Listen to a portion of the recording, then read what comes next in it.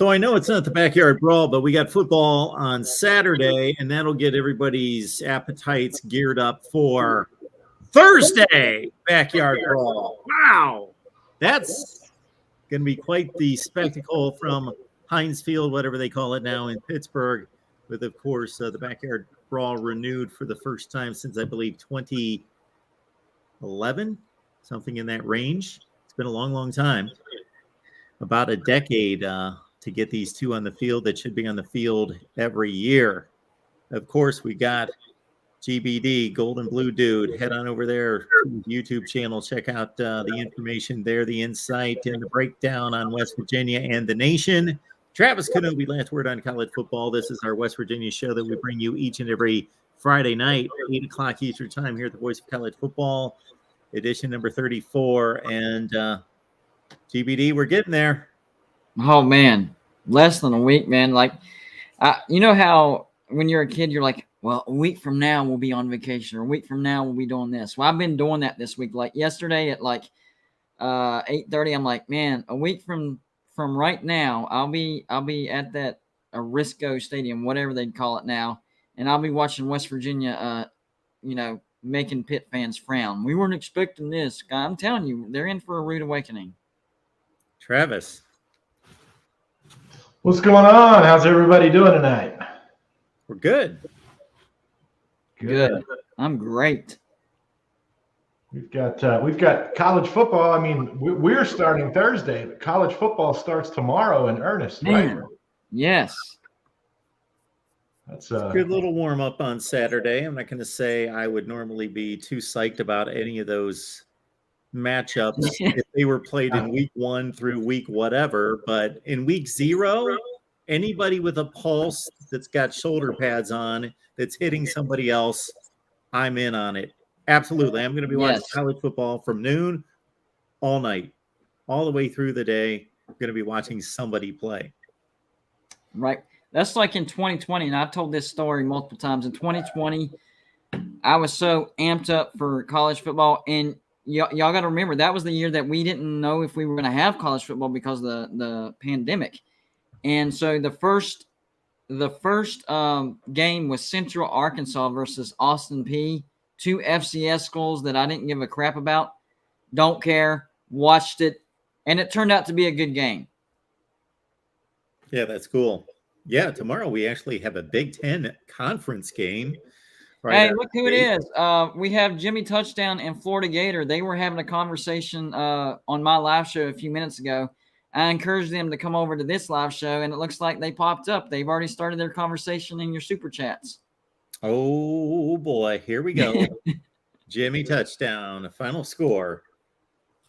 That's just insanity. That's just insanity. Oh, man. Jimmy Touchdown. I guess he's putting 5 on the board for Pitt, but they're missing an extra point. So that are 2 field goals and 4 touchdowns. That'll work. Well, it being Jimmy Touchdown, I was giving them the extra touchdown, Travis. I was going that route. Nice. On that one. And then, yes, do we have a counter to that? My guess is one of them's a Pitt fan and one is a Marshall fan. That's the way the conversation looked on the other live show. That's just a guess, though. I can't confirm that. Oh, here we go. Jimmy's coming back. West Virginia to the Mid-American Conference. Oh, yeah. Play some action here. They're just continuing that conversation. Yep. Yep. There's your next video, GBD. You can talk about West Virginia to the MAC, what that's going to look like, set up the divisions. How much money we're going to bring in for the MAC? Yeah. Yeah, the MAC would just – what would they do for West Virginia? They'd probably give you like an 80% revenue distribution split, and the rest of the league would have to split up 20%. MAC champs forever. Yeah. And we would still make about half of what we make now. So yeah. Maybe. Maybe. Florida Gator. Marshall will destroy Ohio State. What I'm a Marshall fan. Disguised as a Florida Gator. Yeah, so that or just an Ohio State hater. I've been looking at the schedule. No, he was Marshall heavy on the other I missed the Marshall game on Ohio State's schedule, so I don't know if that's going to be a playoff matchup or what that's going to see. The Thundering Herd in the college football playoff, I guess. Yeah, I'm not. Not sold on that one? No, I know Marshall plays a pretty significant opponent, but I didn't. Is it Ohio State? They do not play Ohio Or State. maybe it's Notre Dame I'm thinking of. Is it Notre Dame? Yeah, it's Notre Dame. Is I'm it? thinking of Notre Okay. Dame. Yeah. So Jimmy where that Touchdown? Ohio State comment came from, I have no idea. Jimmy Touchdown. This is Yeah. Second week Jimmy at number Touchdown, I 5 would Notre love to Dame. know, since you're coming over from GBD's channel, if you have ever been here at the Voice of College Football, because I can't say that I've ever seen your handle before. But Jimmy Touchdown, West Virginia has a football team. Didn't know community colleges fielded teams. Well, Not only do we field a team, but this community college went to the national championship in 1988, had another undefeated season in 1993, won 3 BCS bowls in the early 2000s. Not bad for a community college. what was the 1988 played in a national championship game? Is that what you said? Yeah, Okay. against Yeah. Notre Dame. We lost to Notre Yes, Dame. absolutely. And then 93, we actually had a chance to share a national championship, but we lost to Florida in the Sugar Bowl. This may sound ridiculous because we know what the score of the Sugar Bowl was that year. But Not good. if you look at it logically and objectively, because, and this will be my one statement about the distant past, and we'll bring it back to 2022 in the backyard brawl. But for some reason, when people try to revisit those years, they look at those bowl games like they're playoff games. They were just another game. They were Yep. just an extension of the season. So losing 41-6, not a good look, not at all. But if we would have had a BCS system, we most likely would have seen Nebraska and West Virginia in the BCS championship game. And then also, I think in looking back, you should look at that the entirety of the season, not just, oh, we look at these bowl games like it's some kind of playoff game, like it eliminates somebody from national championship consideration when it's just another game. Well, here's another thing about that game. Okay, so when we beat Boston College to finish our undefeated season, our coach Don Nealon made this remark: if they don't put West Virginia in the national championship against Nebraska, they're going to have to bail me out of jail. Of course, that was hyperbole, ridiculousness, over the top, but it kind of hinted towards the mentality that West Virginia was going to have in the Sugar Bowl. And that's exactly the mentality. They did not want to be at that Sugar Bowl. Well, I have never been an advocate nor a apologist for teams that don't want to be at a bowl game. I've always Right. thought if you're I a agree. competitor, there's a game to be played. You have no excuses. Either show up and win the game, or if you're not going to show up and win the game, then don't make excuses about losing. So I'm not saying West Virginia's doing that, but I'm saying that's his one bad moment of coaching. You can't say that after a game when something's undecided, because there was certainly no guarantee that West Virginia was going to be in the national championship, even though we went undefeated. And that's exactly how it turned out. And those words came back to bite him. Well, there was also the Don Nealon. The Cotton Bowl was the first bowl to invite us to play that year, which would have been a better matchup for us. And the West Virginia AD's office, Nealon was like, let's go to the Cotton Bowl. And the AD's office said, no, we're going to decline and hold out for, a different bowl, which also came back to bite us that year. But Yep. it is what it is. You can't change history. You wonder what it might be like if things happen. You change history, Travis. Have you ever seen these videos where I've gone through disputed national championships Mark and has changed I've history, revised it? So Yeah. We've got one day there will be a book that will be Mark's National Champion. Yep. you And may that's be the one that I'll prophetic, go by. Travis. That is the Travis, one you that may I be will go by. prophetic. More prophetic than you think.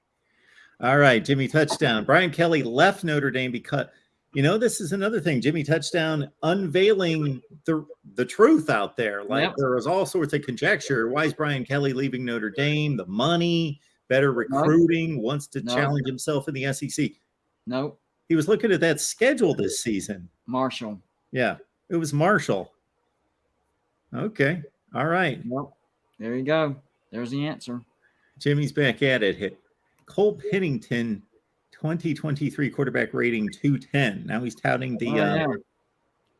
I'm going to learn something about Marshall football tonight, but we're going to get back on track. We got to read the super chat, so we appreciate the super chats. And we'll always read the. You're going to have fun with this one, man. I'm telling you, if it's anything like the one that I had on my channel, you're going to have a lot of fun with this conversation.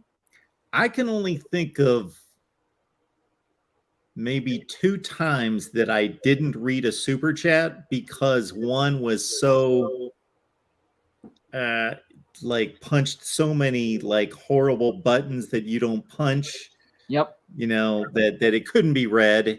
And the other one was so ridiculously slanderous that, yeah. But otherwise, I read them off. So Jimmy touchdown, final score, Marshall 45 and Notre Dame 3. Jimmy touchdown, or I guess your friends probably call you maybe, I don't know, Lunatic Jimmy. Jimmy TD. Jimbo TD. I don't know. Okay, Jimmy, we are going to talk about West Virginia Pitt here, but we got to get through the super chat. WVU will be lucky for the season 2-6.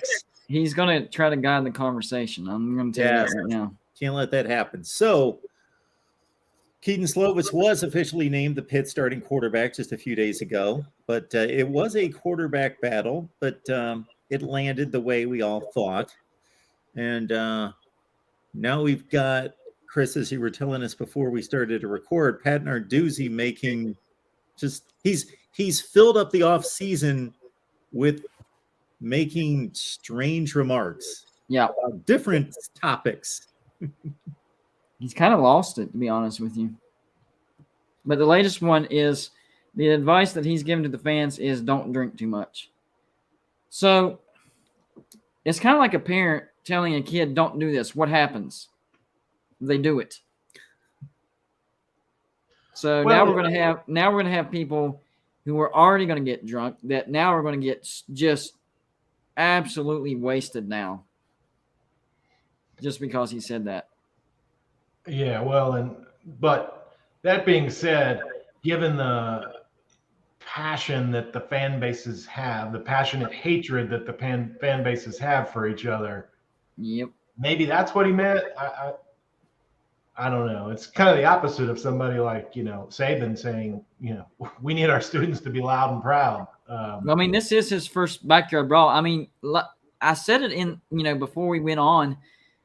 Maybe I don't think he's necessarily scared of getting beat by West Virginia, but I think he's a little nervous about the whole backyard brawl thing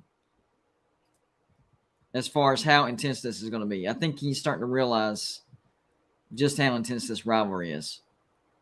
So he's trying to minimize, any type of craziness that might happen, which I can understand that. But saying don't drink too much, that's going to make it worse. Yes, again, it's been an off season of Pat Narduzzi either being upset because Jordan Addison went to USC, or he had felt it necessary to proclaim that Pitt would win the Big Ten, even though they just lost to like the 4th best team in the Big Ten in a bowl game. Yeah, there's been a little bit of that going on. It is weird. Did you know now that there's a lot of people there's a lot of golden blue dude copycats now? I know Orange and Black Dude, who's an Oklahoma State YouTuber. I'm not sure about Red and Yellow Fellow, who I just saw super chat, but definitely going by the moniker that I'm using. So I'm glad to have inspired a generation of dudes and fellows. Yeah, that is phenomenal. So I am going to be sprinkling the show with various information regarding the West Virginia Pitt series and this year's game as I work through a number of stats I'm looking at here. Meanwhile, let's knock out a couple super chats, and then Travis, I'm going to tee you up, and then obviously you, GBD, with anything that's happened during the course of fall camp that stands out to you in regards to any information that's come out of camp that makes you feel better or worse about West Virginia's offense/defense/special teams. But we got FSU 45 here. Good evening, everyone. There are some high school teams that could beat Marshall. Go Ears. I agree.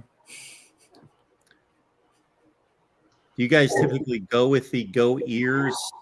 I yeah. see it all over the place. Yeah. I just don't hear it much. I read it more than I hear it.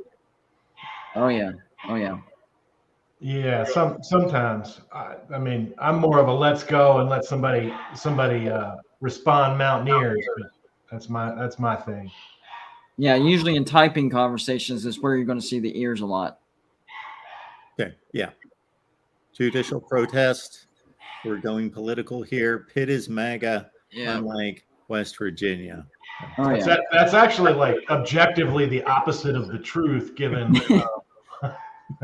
voting numbers I would over think the last so. like 7 elections. But As far as like this rivalry, like I've been blessed because Pitt does own the series by 21 wins, but since I've been born, against Pitt, West Virginia is 18-9 with 2 ties. That's a nice series mark. So I've been happy for the most part about this rivalry. It's been one game. There's one game. It was lopsided very early. Yes. But then in the 50s, we beat our first ranked team in our history, and that just happened to be Pitt in Pittsburgh. So, and since then, the rivalry is pretty even. That game included, I think Pitt owns a 2-win margin over West Virginia. But then when we came back and we beat them about 20 years later in the mid 80s when they were pretty highly ranked, we've pretty much owned that rivalry since then. So there's kind of 3 periods. There's the period where Pitt owned it. Then there's the period where it kind of went back and forth and it was relatively even. And then there's the period where we've owned it. And now who knows what's going to happen. What I do know is that according to every Mountaineer player who's ever played in the game and every Pitt player who's ever played in the game, you throw out records and rankings and predictions when Pitt and West Virginia play because they hate each other. They're grilled to hate each other. The fans hate each other, and they just go all out.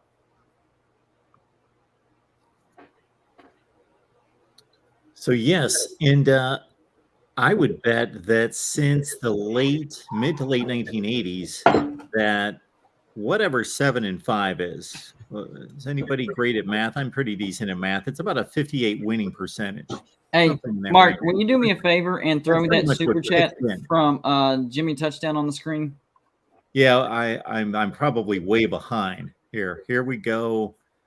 We will catch up with the super chats. We've got, let's get to them here. We got judicial protest with Joey F. as a closeted Marshall fan. Okay. We got Jimmy Touchdown. There we go. There we go. Example that West Virginia has no fan base. 0 West Virginia grads on the stream talking West Virginia football. Best Mark could do was Travis, who graduated from the West Virginia College of Ambulance Chasing. Oh, has no fan base. And then you go on to say things that have nothing to do with the first comment. First of all, in this new Big 12, and Tony Altimore ran the numbers via a couple sources. I know one of the sources was New York Times. West Virginia has the largest fan base in the new Big 12, not counting Oklahoma and Texas. And West Virginia not only carries the entire state of West Virginia, but we have large markets in the city of Pittsburgh and Washington, D.C. There's a big alumni base where I live in the upstate of South Carolina. Dallas has a massive one.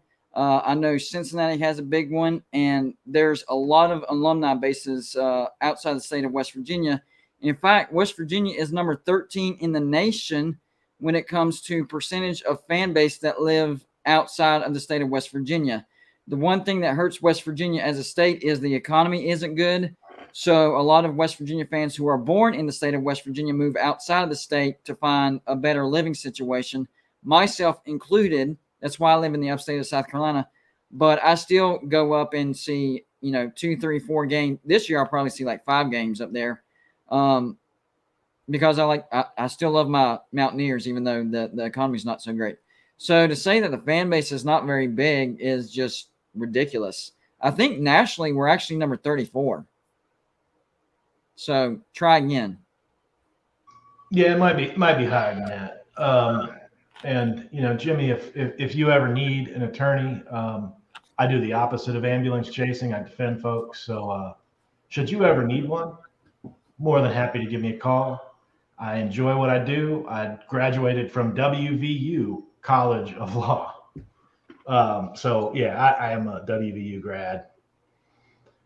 But yeah, man. I'm sure that both Mark and GBD will thank you for the $10. And if that's what it takes to get your trash talking up there on the screen, cool. I'm cool with it. Get it all out, man. I can take it. And I'll tell you where you're wrong. We had a Get it number all of out, and I'll indictments tell you made where you're there. wrong. None of them were correct. Win-win. All right. And then I believe we missed this one, which was posted to the screen, but not read, that judicial protest. FSU 45 is chatting from a strip club. I can confirm that that's not true. All right.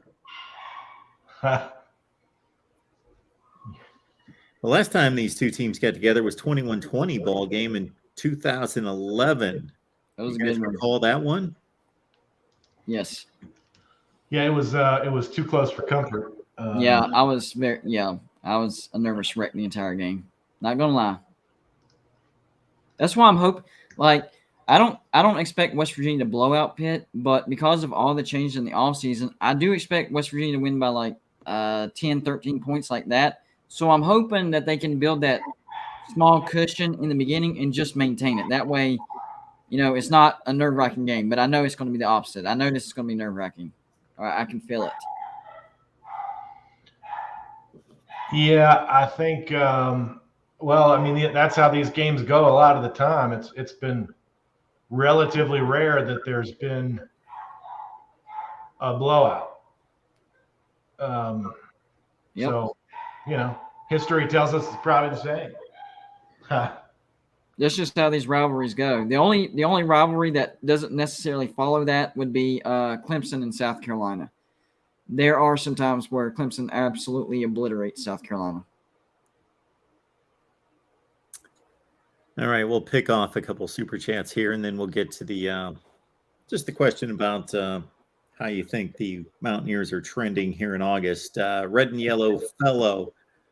This one for Travis, of course. So it's a good thing that maybe Travis is just off doing something else here. We're definitely getting off University of Iowa has a better law school. Okay. Okay. And we've got from judicial protest. Mark, do you need any ads?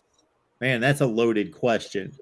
I mean, ads always help. Sure. I'm doing just fine. Channels are doing well. I'm comfortable. Everything's fine, but sure, we are here to, just like GBD would attest to his situation, always looking to grow and build the brand and explode and do better. And this is what me and Mark do for a living. So yes, we are trying to make money. Yes. That's great.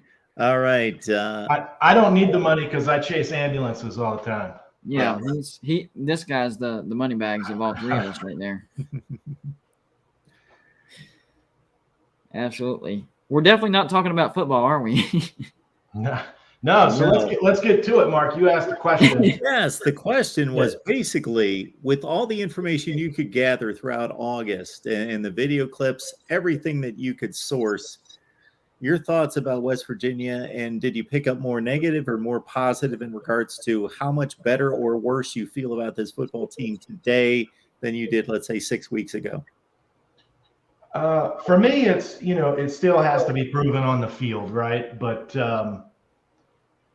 I feel better about our secondary. Going into the off season, that was probably the biggest question mark, was what, not only the starters in the secondary, but particularly the depth. And I feel a lot better about both of those things after summer OTAs and fall camp. I think our secondary is probably going to be one of the biggest surprises that the Mountaineers throw out onto the field, because I think it's actually going to be a very good secondary. I'm still a little bit concerned about the right side of the offensive line, but I think that the Mountaineers may have a surprise or two to get rid of that problem, or at least mitigate it. And, frankly, there's not a whole lot of offensive lines in the country that can say we are elite or super strong at all 5 spots. And the one spot you have a question mark, if that's your right tackle, that's probably the best spot you could have a weakness, because you can cover it more easily. And at least it's not coming from the quarterback's blind side. So, after winter, I mean, we didn't have JT Daniels yet. JT Daniels and Graham Harrell being added to the team definitely raised my confidence level after the bowl game. And everything that I've heard from camp and seen from camp just sort of reinforces that the offense is going to work a lot better this year than it did the last 3. Quick note. Yeah, and don't forget that Graham Harrell is known for being able to put a Band-Aid over issues. So what he's going to do is, if that problem persists, he's going to call plays that is going to minimize that issue that we're going to have if it doesn't go away.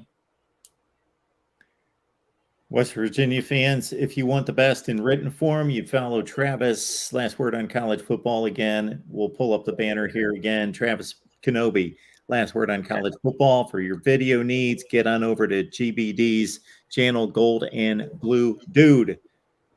Eric Boland says, JT, of course, JT Daniels is on the Johnny Unitas Golden Arm Award watch list.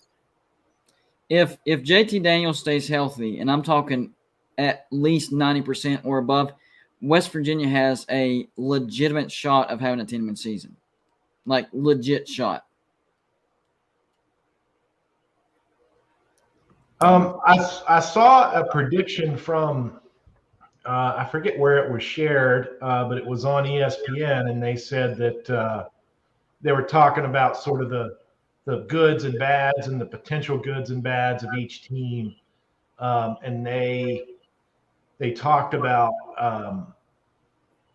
the fact that they predict that JT Daniels is going to throw for 30 touchdowns in the West Virginia offense, but then they say, and if that happens, they'll be on the brink of clinching a bowl spot, like just any old bowl. And I'm thinking that the two things are like completely inconsistent with each other. Doesn't make sense. West Virginia does have a good defense. It is not the best in the country, but they have a top 30 defensive unit. And if you are throwing 30 touchdowns in a balanced offense, I mean, we're closer in the mix for a conference championship slot in, a position in that game than we are to 6-6 and barely clinching a bowl. So sometimes I read what people write, and where are you coming up with this stuff? I mean, are you that low on every other thing that West Virginia has that it's going to take JT Daniels throwing 30 touchdowns to go 6-6? That's crazy to me. We went 6-6 last year with 0 offense.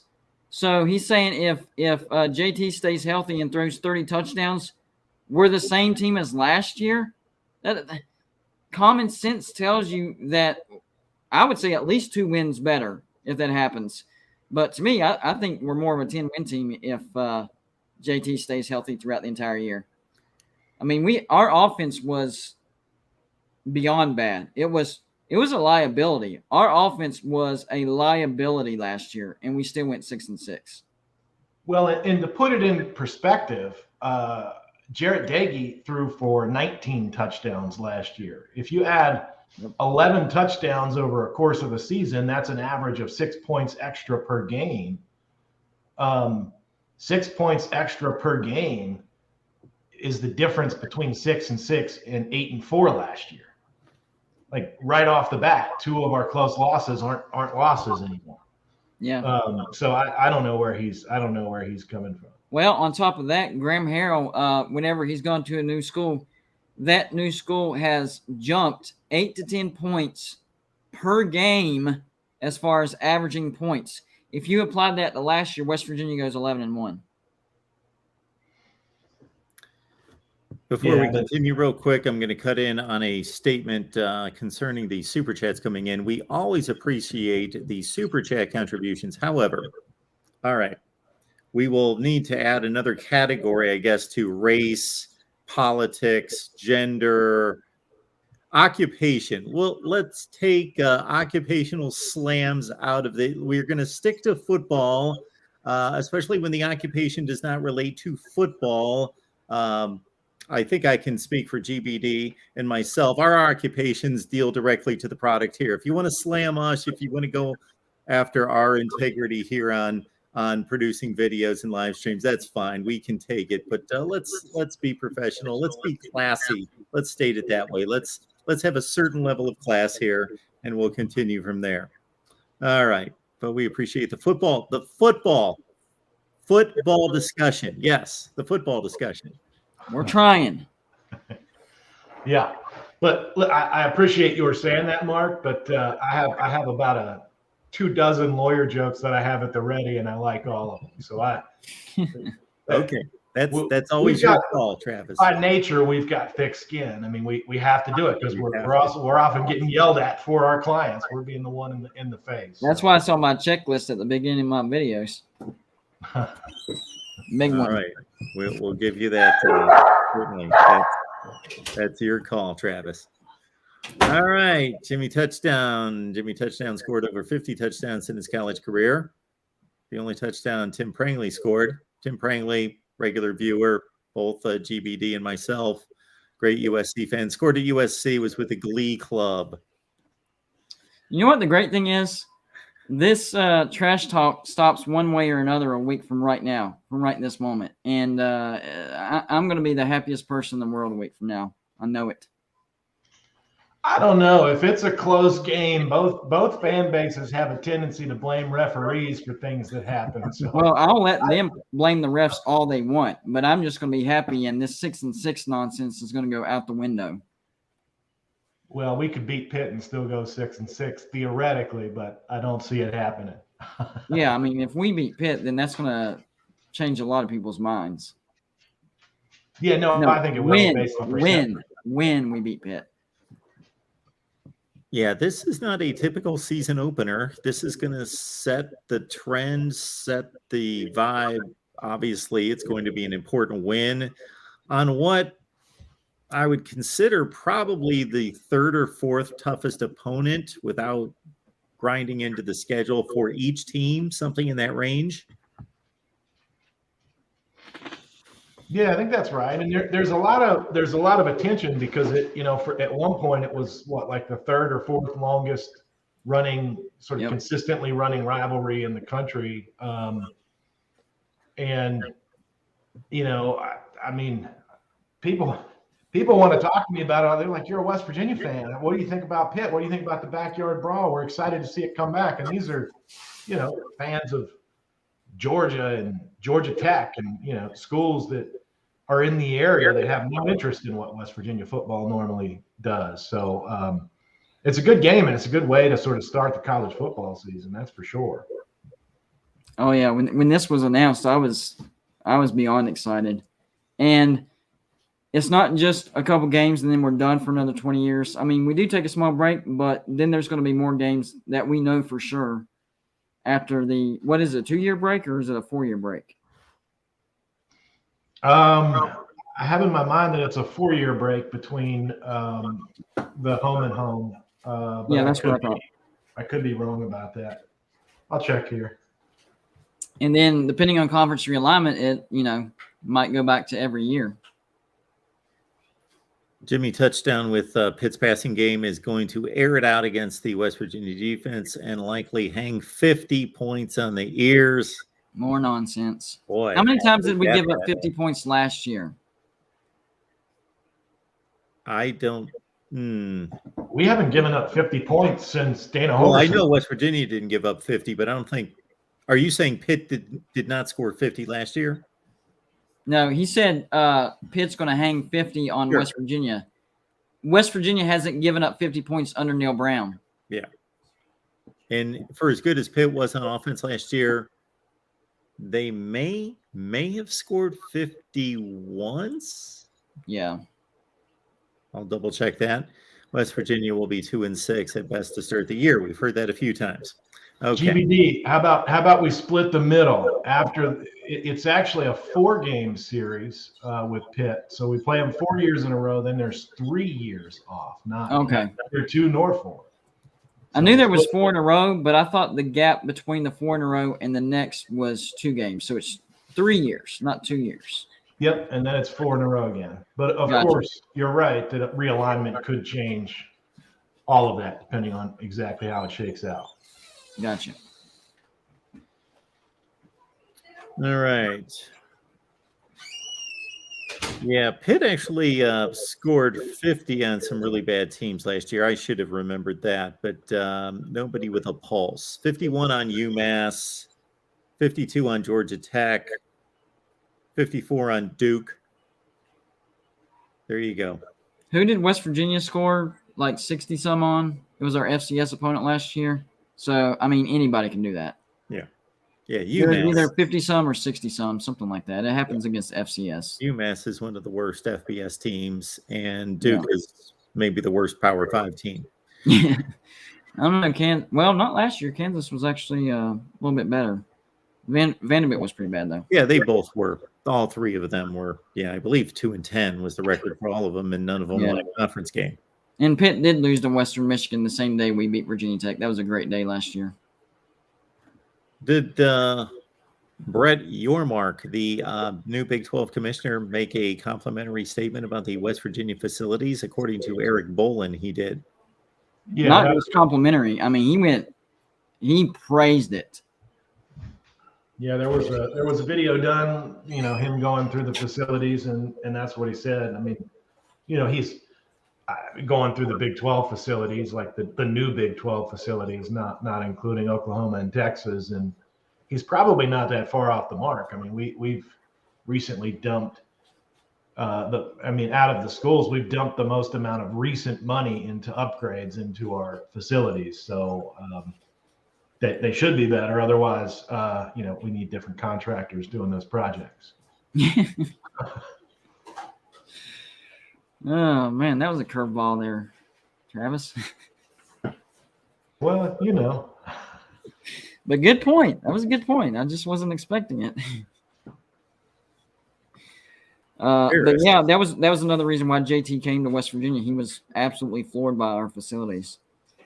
One encouraging thing that I took out of the offseason was whenever they did see JT in practice finally, because he wasn't able to participate in spring game because he was still in the transfer portal, is everybody is saying that he's fitting into the offense almost like he was always a part of it. So that's very encouraging.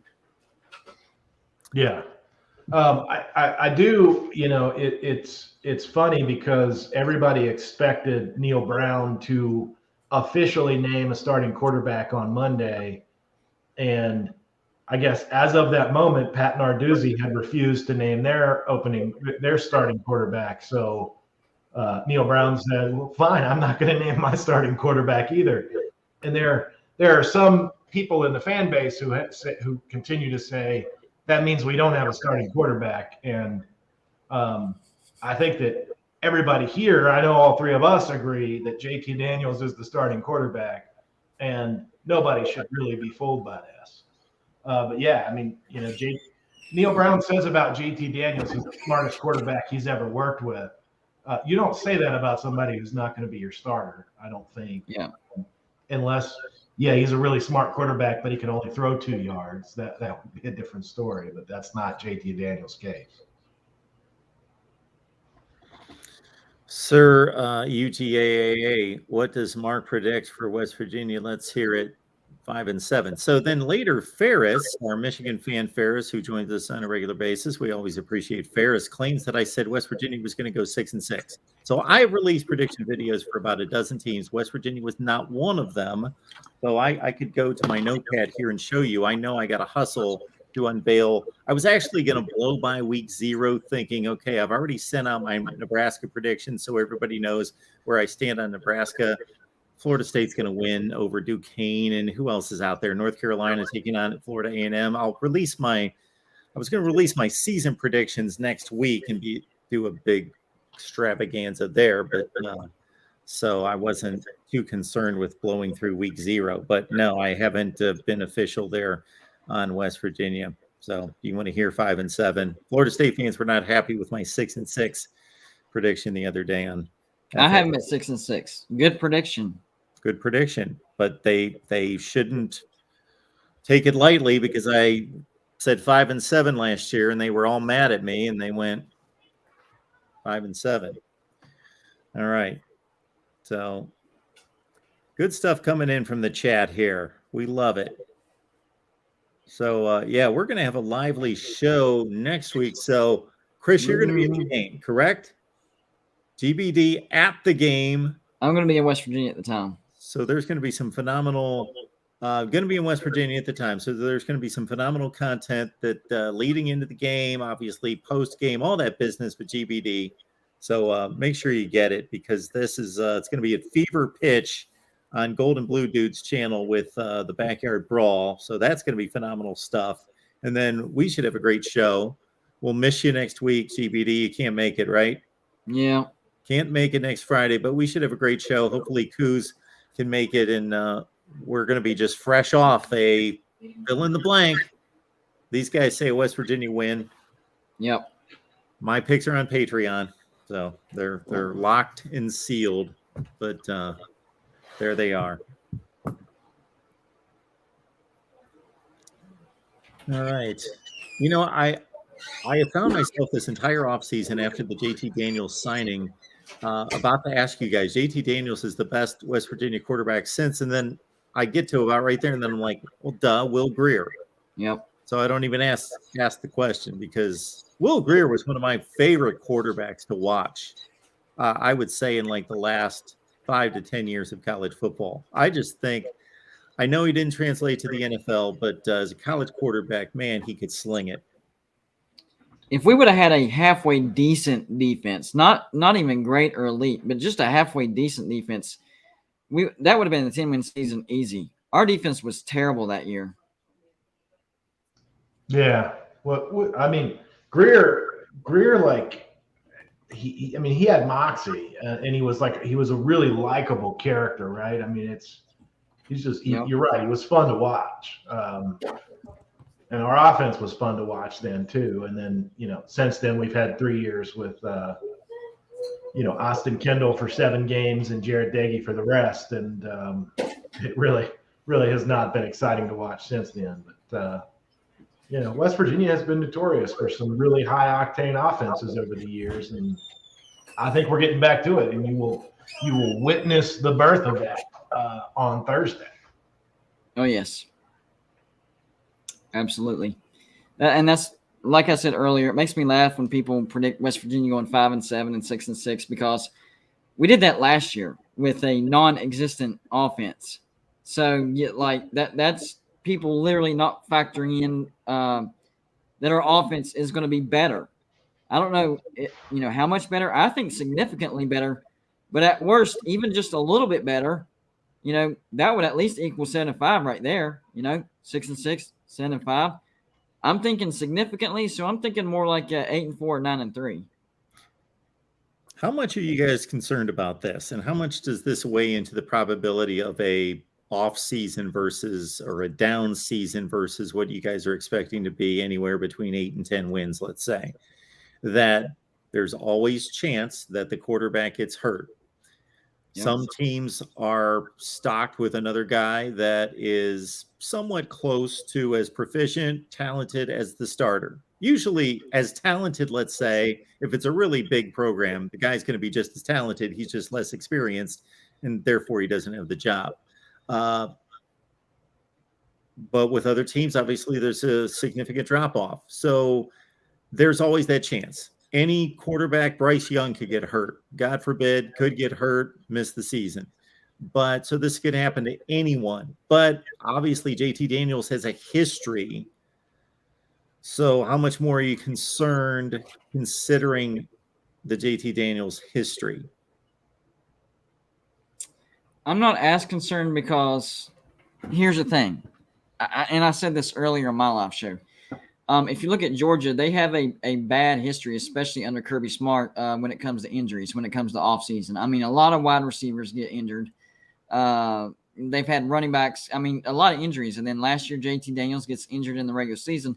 You look at West Virginia, it's the complete opposite. The last time West Virginia had a quarterback injury was Will Grier, and it was his pinky. And it was because, whenever he stretched out for a touchdown with the ball and he fell on the pinky and it jammed it.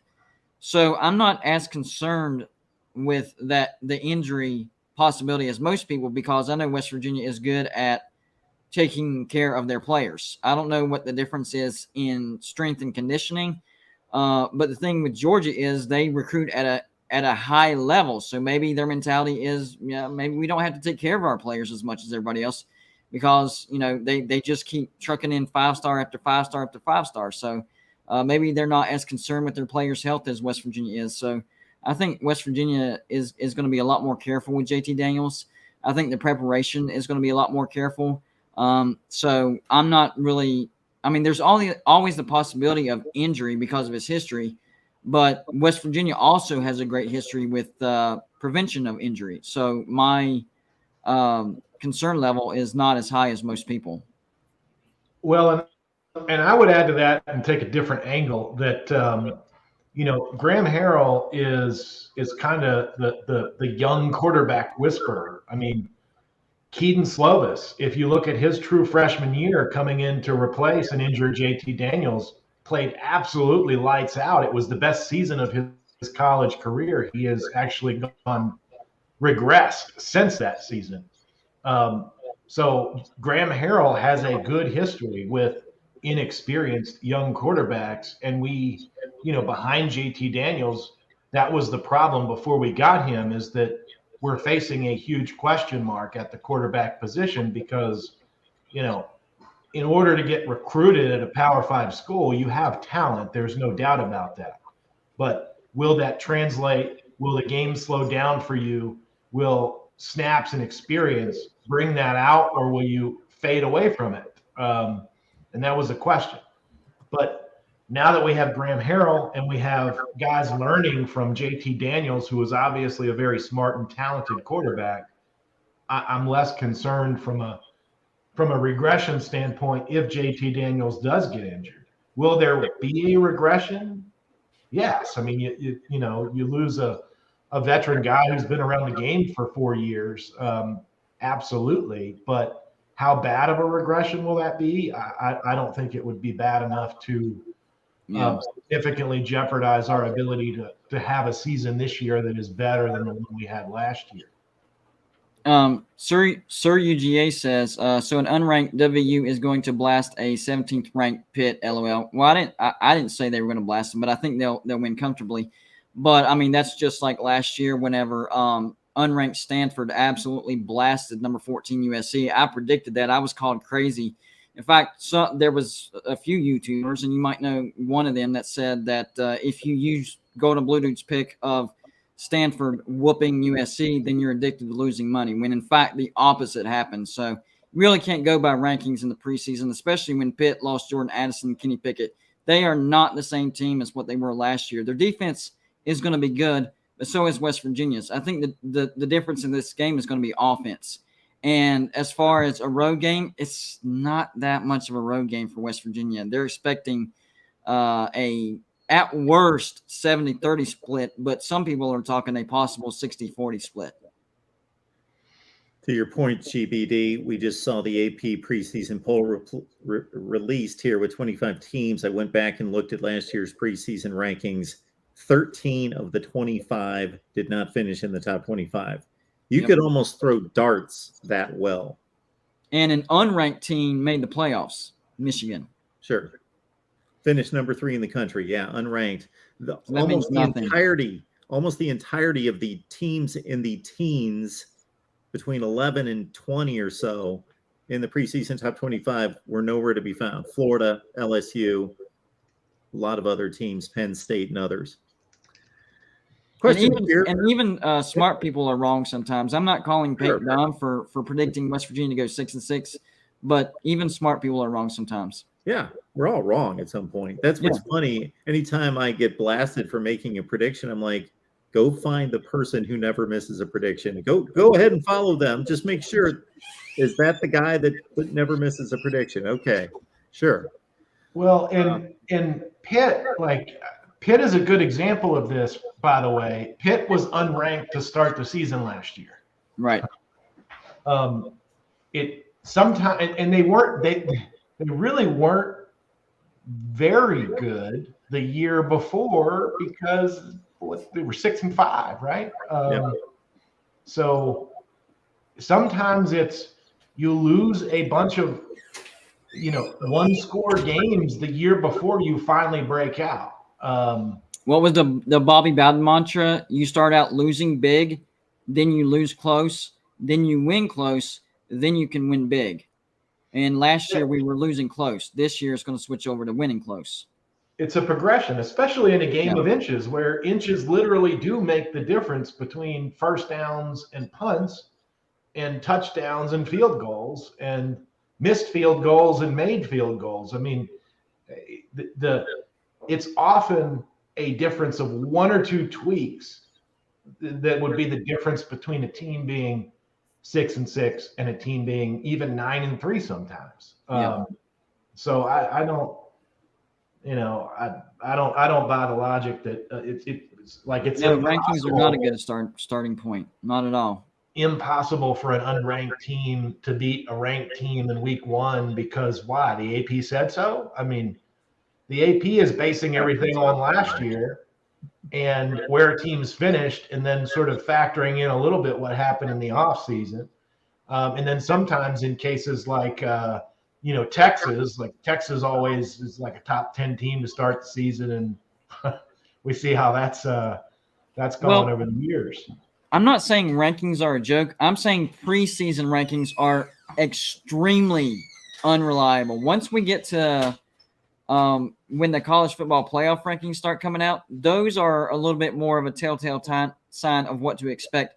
You're still going to see a lot of shifting in that, but it's not going to be as off as the preseason rankings. The preseason rankings are so unreliable. Well, look at it this way, too. Any knucklehead who doesn't even pay attention to the sport could take about 10 of the teams in the country, and we're about 90-some% sure they're going to finish ranked. Ohio State, Alabama, Georgia, you could go down the line. They're going to be ranked. Even if Notre Dame has a bad season, they're going to be 18th or something. So anybody who doesn't even pay attention to the sport can get like 10 of the 25 like that. Yep. So if the AP preseason ranking is only getting 12 of the 25, how good is that ranking? Not good at all.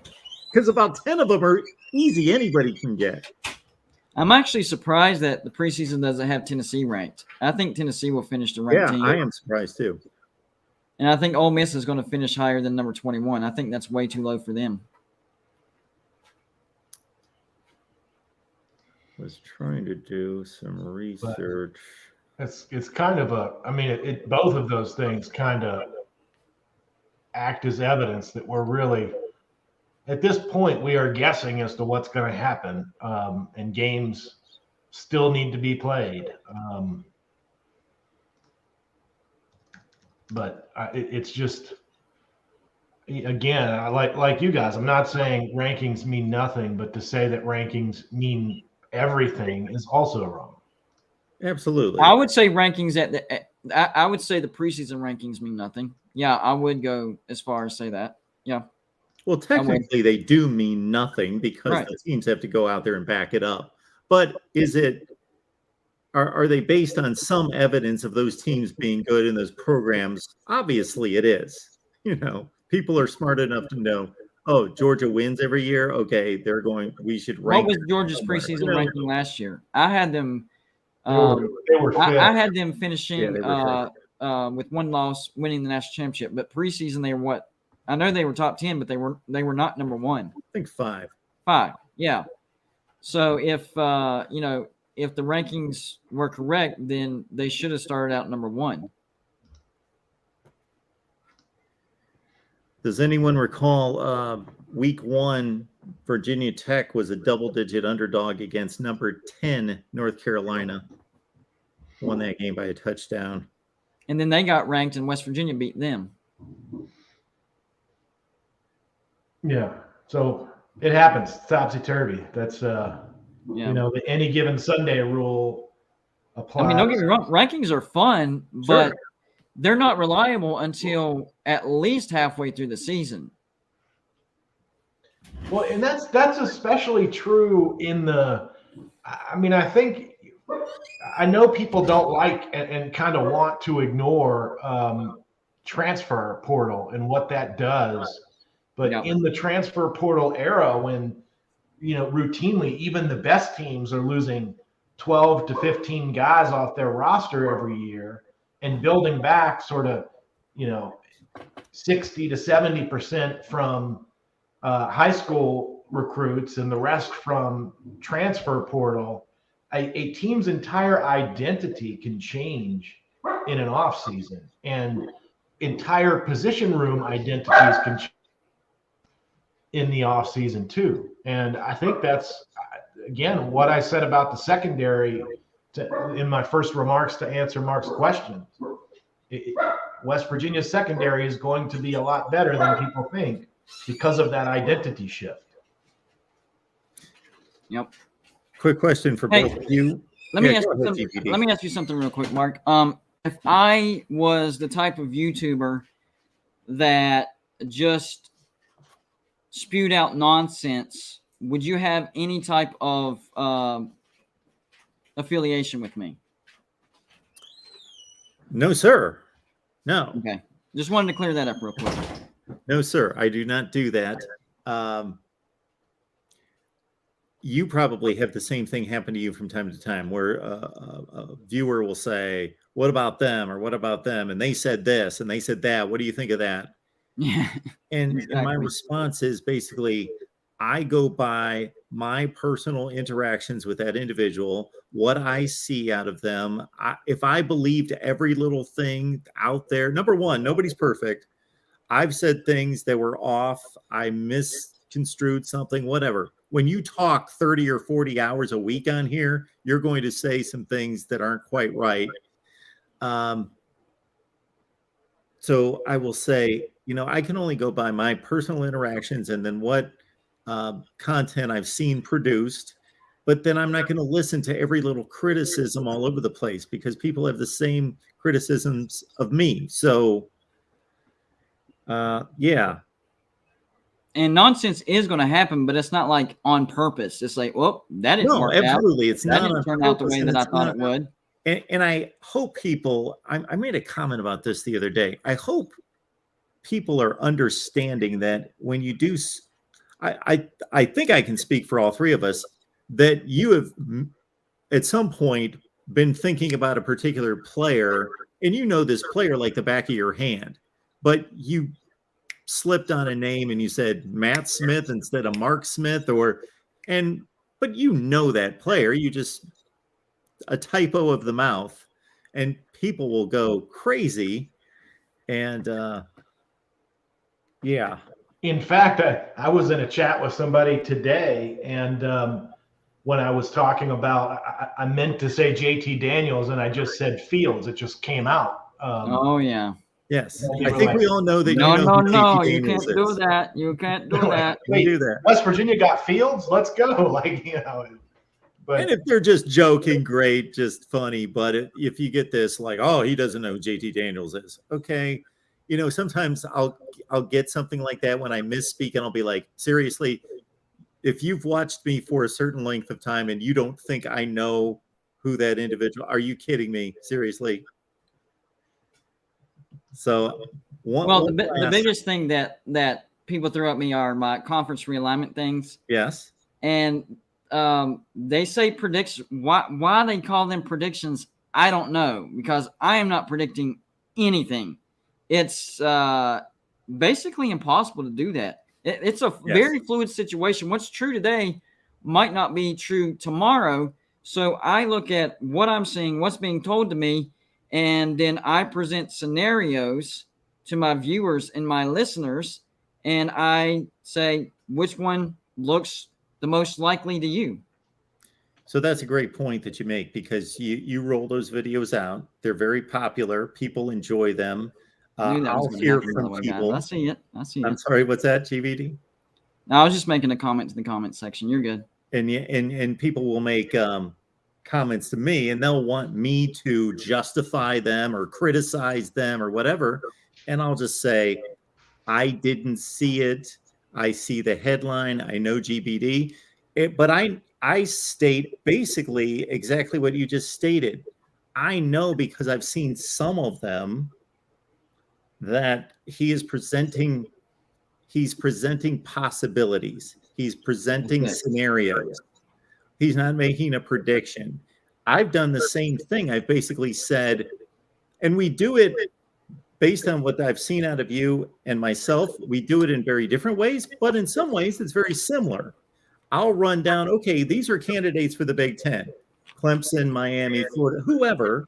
I'll either go to the ACC and do a video, or I'll go to the Pac-12 and I'll look at Oregon and Washington, and I'll just run through, this is their football status, this is their academic status, this is what they bring to the table, their media market. And I'll just say, this is what I would do if I was the Big Ten. I'd go get them and them. I wouldn't go get them and them. But I'm not making a prediction. I don't know.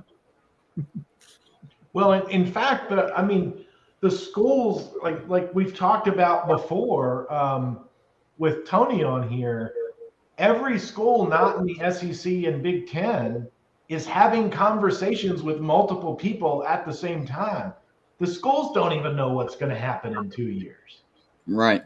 The schools don't even know what's going to happen in 2 weeks sometimes.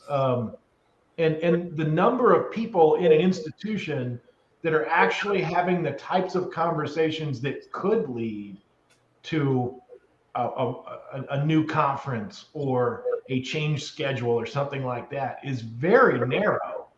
And there are rumors that spread, and we try to address them, but that's about it. That's probably the right amount, to be honest with you. I know it's at least 100. You and Uncle Lou are tight, aren't you? Oh, yeah. We're like two peas in the pod. Okay. Well, that's impressive, GBDs. 160 in 50 days. I guarantee, well, not quite 160, but I guarantee you at least 100. 153, maybe. Okay. Yeah, it's fun.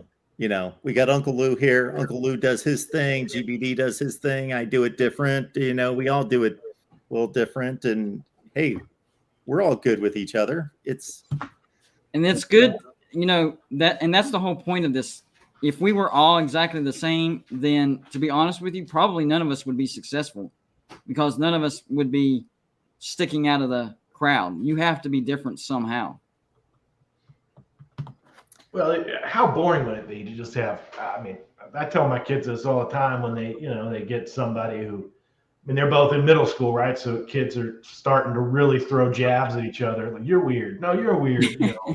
But I know I'm weird. I'm very with weird. different color to it. And I said, guys, the only people who are weird are the people who are like completely normal. That's the weird thing.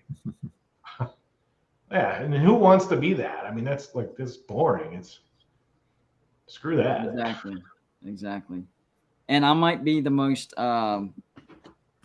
far out there as far as my presentation goes. In fact, I would probably guarantee that I'm the most far out there, but it's different, and I try to present it in an entertaining manner. And so far, it's working so far. So, I'm happy about it. You're gonna get a lot of criticism and a lot of blowback whenever you operate outside the box. So I've been expecting this. Well, even if if just putting yourself out there, even if you're not outside the box, Ferris's comment right here, me, the voice of reason. That's who I am. That's my identity. Like, not just on the YouTube video, but like in real life. That's my identity. There are people who do criticize the hell out of me for that. Like, why don't you ever, go outside? Why don't you show emotion? Why don't you do this or that? Like, somebody is going to hate you no matter who you are. So don't worry about it. There you go. Exactly. And based on the way I approach it is I have respect for anybody who's authentic and true to themselves and just that's who they are. I have a certain level of respect. Now, if they're that and they don't know what they're talking about, then I still maintain the level of respect for that. At least they're authentic, but they don't know what they're talking about. But for myself, it's funny because if somebody watches me for a while, they'll think everything I state is measured and it's kind of standard and whatever. And then I'll hit them with something that's contrarian, completely off the map, off radar. And maybe they think I'm just trying to throw out clickbait or get people riled up. And I'll be like, no, this is me. So sometimes you're going to get, Mark, why did you just give the prediction or just give the opinion that's pretty standard that almost everybody does? And then all of a sudden something else is because I'm not looking to please everybody, but I'm also not looking to shock everybody every time. I'm just giving you what is authentically my viewpoint or opinion. And sometimes that's pisses people off. And many times it's just boring and like, okay, well, we already knew that. But if it's what I believe is true, who's the best quarterback in the country? I don't know. It's Bryce Young or CJ Stroud. Well, everybody's just going to say, okay, well, everybody knows that. Well, that's, but if I truly believed it was somebody else, I'd sit here and argue and say, I think it's the Marshall quarterback. He's the best. Well, and people think that because I've focused on conference realignment the past couple months, that when the regular season gets here, which is tomorrow, that my channel's going to die. But it didn't happen last year. It's not going to happen this year. In fact, from conference realignment to the regular season, I actually gained even more subscribers. It's what it is it's a gear. And I switch it whenever the regular season gets here. That's why I've been prepping my videos in a way where even though I'm still doing conference realignment, but not the entire video now. Now I'm actually doing my season predictions as an extension of the teams that I'm talking about in my conference realignment. That's how I shift from conference realignment to the regular season. 6 days away, and we are headed toward a call-in show here at the Voice of College Football, so we'll get to that. But one last thing I want to get out of these two. So, Bo Stacker, we're going to follow suit right there. Yeah, can we get back to talking some football? Please, we will. Here's my question for both of you. The national audience is going to be focused on this game and Penn State and Purdue. So that's a rarity because even if West Virginia is playing a big game against, let's say, Oklahoma, there's like 8 other really good games on at the same time. So they're basically going to have half of a national audience focused on West Virginia. So there's going to be a ton of non-West Virginia and Pitt fans watching this game. So for those folks out there, besides JT Daniels and with Letty Brown moving out to the NFL, 1,000-yard rusher, with Winston Wright, statistically the best receiver, 63 catches, moving on. Akeem Messidor moves to Miami, lost some talent there. Darryl Porter as well. Who are 1 or 2 guys that people should know about that may flash, may impact Thursday's game? The biggest name I can think of is Caden Prather. He showed signs of brilliance last year in his freshman season, true freshman, and this year he's going to take the next step. I think he's going to be the go-to receiver. I think he's going to help West Virginia take the top off of the Pitt defense, which doesn't take much doing anyways because their weakness is their secondary. Their strength is their front 7. So all we need is that quarterback with an elite arm and a receiver that can go up. Well, JT Daniels is the quarterback, and Caden Prather is the guy that can go up and get it. JT Daniels is actually better at the long ball than, the shorter passes. So it could actually be a long day for Pitt. I don't think that's what's going to happen because this is a rivalry. But I think JT and Caden Prather. I think that connection right there is going to be talked about after this game. People are going to be talking about JT Daniels to Caden Prather. Everybody focuses on the offensive side of the ball, and I was actually going to say Caden Prather myself. So I'll go the other side, and I will say that Charles Woods is a cornerback whose name you should pay attention to because he was the best in the entire nation according to Pro Football Focus. He had the best coverage rating in zone coverage of any member of any secondary in the nation. And he had the best man coverage rating or lowest passer rating completed against in the Big 12 by a wide margin last year. So Charles Woods has played very well. Charles Woods is going to continue to play well. I look for him to operate with some lockdown coverage against Pitt. I think he's going to be a monster. And then I'm also going to say Dante Stills. Everybody talks about the veteran leadership and the, Pitt has a very good defensive line, but Dante Stills and his line mates are going to prove that West Virginia also has a really good defensive line. And I don't think that Dante Stills has played his best football to date. I think this is the year for him. So I say Dante Stills, Charles Woods, those are you guys to pay attention to on the West Virginia defense. I'm not excluding other people because we have some other good people that play defense for us, but those are the two. If you focus on any, focus on them. Dante Stills probably the most recognizable name on the defense, coming off 15 tackles for loss and 7 sacks with a pick last season, coming back to college football, could have gone to the NFL draft. I think on the defense, look out for Charles Woods. He has the potential of being a lockdown corner. That's the entire reason why Nick Troy Fortune transferred to a group of 5 team so he could start the game. He knew he had lost that starting position. So I have high expectations for Charles Woods as well. I'll add Lance Dixon as my honorable mention. By the way. Yes. Lance Dixon is going to be a breakout linebacker this season. I think Marcus Floyd and Jasir Cox are going to make their names known as well. For a 34th time, folks, with 1 week to go until the Backyard Brawl in Pittsburgh, West Virginia Live, right here at the Voice of College Football. Head on over to the West Virginia channel. Please subscribe there. We'd like to get to 1,000 subs soon. Get on over to GBD's channel as well if you have yet to do so. And I guarantee the next week in particular, not that it won't be after and hasn't been since, but for this next week, we'll be entertaining with GBD and, of course, Travis Kenobi on Last Word on College Football. Travis, anything in particular that you are working on?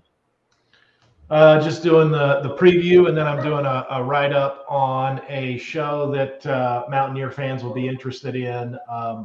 Mountaineer Legends will be doing pregame shows for every Mountaineer game this season, starting on Thursday, run by Dale Wolfley and Mr. Joswiak. So we're looking forward to that. I'll be doing a write-up on that. I got the chance to speak with them for about an hour this week, and with Wolfley about 45 minutes last week. They've got some exciting stuff in store. 2 very intense individuals. Absolutely. They play very well off each other. Easy for them to fill up an hour at a time with stuff you actually want to hear. I can't wait for Thursday. Of course, I'm going to lock it in on Saturday first, but man, Penn State and Purdue, Backyard Brawl at the same time. Should be a fun night of college football and an important night for some teams that aren't guaranteed to be great teams, but have an opportunity to put themselves into the spotlight with big wins on opening night. All right, for Travis, for GBD, this is the Voice of College Football, and we will be right here. You can keep it right here. I'll take some calls here, and just keep it right on the page here. We're going to turn it around with some a call-in show, and we'll be here all day on Saturday. Guys, we appreciate it. Appreciate you, Mark. Don't forget on Thursday for the Backyard Brawl, I'll be doing a pregame and a postgame, and we're working on a situation with some possible legends that might be talking with Golden Blue because we were actually invited to ride one of their charter buses from Morgantown up to Pittsburgh. So hopefully we can work that out. Very excited about it. Awesome stuff. See you guys soon.